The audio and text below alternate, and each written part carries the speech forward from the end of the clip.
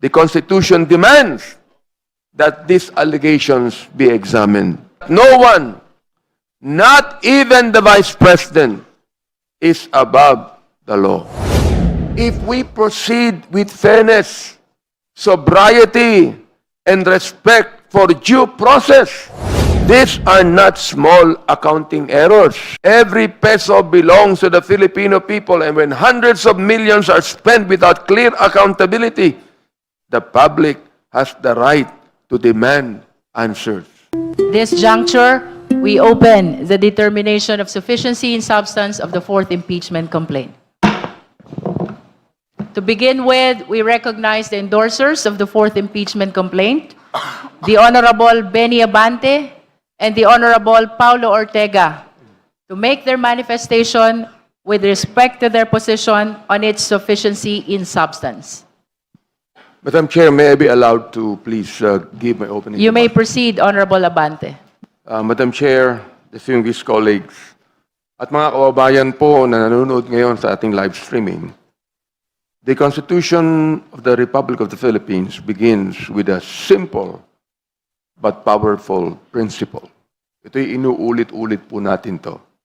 Public office is a public trust. Na gusto ko nang dagdagan na hindi lang po ito public trust, kundi isang sacred trust, sapagkat hindi natin maikakaila na ito po ibigay ng Panginoon sa atin. Hindi ito yung slogan. Hindi ito dekorasyon sa ating mga dokumento. Ito ang pundasyon ng ating demokrasya. In a democracy, leaders are accountable to the people. In a democracy, no official, no matter how powerful, is above the Constitution. And that is precisely why the Constitution gave Congress the power of impeachment. Because without accountability, democracy becomes something else. Without accountability, a republic begins to resemble a kingdom, where those in power answer to no one. We are not a dictatorship, Madam Chair. We are a democracy where we believe that we must be governed by laws made by Congress. Impeachment exists so that the people, through their representatives, Madam Chair, may ask the most serious question that can be asked of a public official. Are you still worthy of the trust given to you by the Filipino people? That is the question before us today. Let me be very clear. This proceeding is not about personalities. It is not about political factions. And it is certainly not about the political ambitions of someone who will run 2 years from now. It is about her responsibilities to the nation because of the office she occupies today, Madam Chair. It is about whether the serious allegations contained in this complaint deserve the full and sober examination that the Constitution requires. The complaint endorsed before this committee presents several grounds for impeachment. Let me explain them in the simplest terms possible so that every Filipino listening can understand what is at stake. Dahil kailangan malaman ng ating mga kababayan na hindi biro ang mga akusasyon laban sa Vice Presidente. Unang-una, the issue of transparency and unexplained wealth.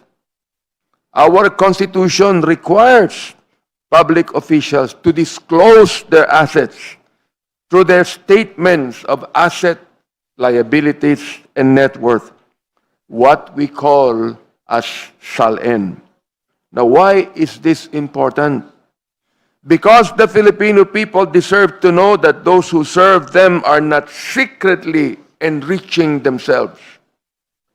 If a public official earns a certain salary, but their wealth grows far beyond what the salary could reasonably explain, then the people have the right to ask questions.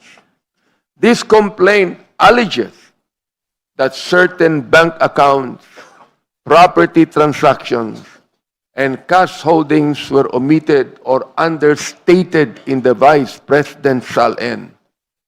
It further raises the possibility that her accumulated wealth may be disproportionate to her legitimate income. Now, if these allegations are true, Madam Chair and my colleagues, that is not a mere clerical error. Hindi po ito biro. This is not a joke. That is what the Constitution calls culpable violation, a willful disregard of the duty of transparency. Pangalawa, the alleged misuse of public funds. The complaint cites findings from the Commission on Audit regarding the use of confidential funds under the Office of the Vice President and the Department of Education. Let us put the numbers in perspective, Madam Chair. More than 612 million pesos in confidential funds were placed under the authority of the Vice President across these offices. And one particular transaction has raised serious questions. 125 million pesos allegedly encashed and liquidated within just 11 days in December of 2022. 11 days, Madam Chair. In ordinary life, if someone withdrew that much money and claimed it was all spent in just a few days without clear receipts, without verifiable pays, people would naturally ask, saan po napunta ang pera?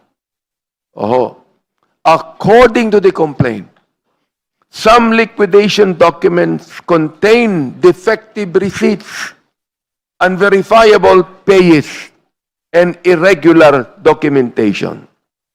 These are not small accounting errors, Madam Chair.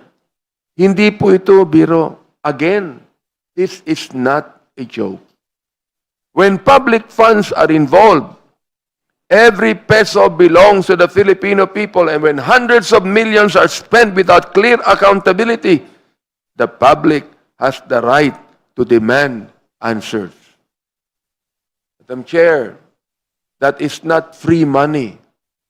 That is not a money coming from our own personal pockets. That is the money of the Filipino people. Di ba? The public money, akin nabanggit kahapon, is also a public trust. Kaya nga ang pangatlo, betrayal of public trust. This is one of the broadest grounds for impeachment in our Constitution. It refers to conduct that may not always fit nearly into criminal statutes, but nonetheless shows gross faithlessness to the public trust. And one allegation in this complaint is deeply troubling, Madam Chair and my dear colleagues. The Vice President publicly admitted that she had spoken to someone about killing the President, the First Lady, and the Speaker should something happen to her. Later, it was said that this merely was a joke. But let us be honest. Threatening the life of the head of a state is not something that can be brushed aside as humor, particularly if this was even stated by the second holder of the authority of the land. Hindi po ito biro. This is not a joke. This is not what a wife can say to the husband, papatayin kita sa loob ng kwarto. Madam Chair, when the second highest official in the land speaks of assassination, even conditionally, as said by Congresswoman Digamo, it shakes the foundation of public trust because leadership carries weight. Words from high office carry consequences.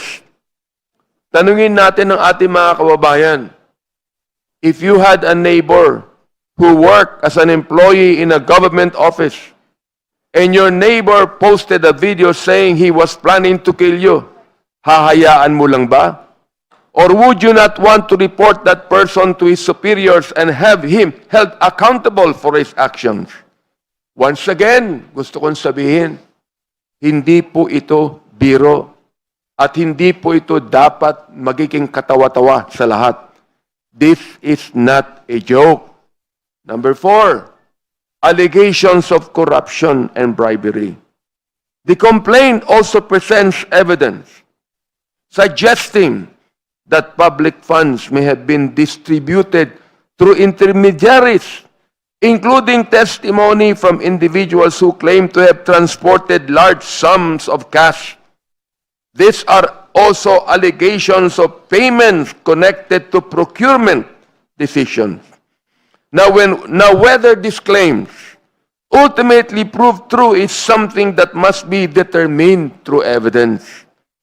But when sworn affidavits, audit findings, and documentary records raise serious questions about how public funds were handled, Congress cannot simply look away.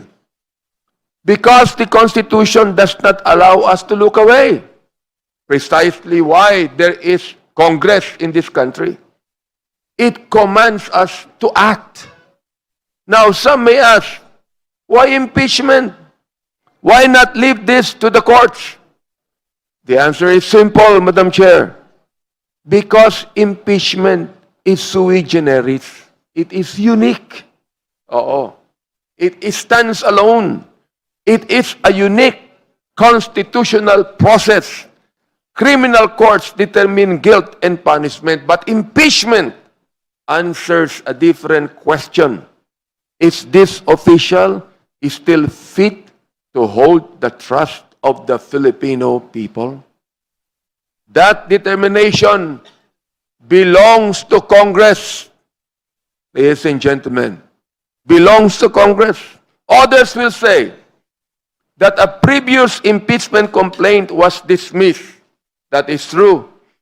But that decision was based on a procedural technicality involving the one-year bar rule, not on the merits of the allegations.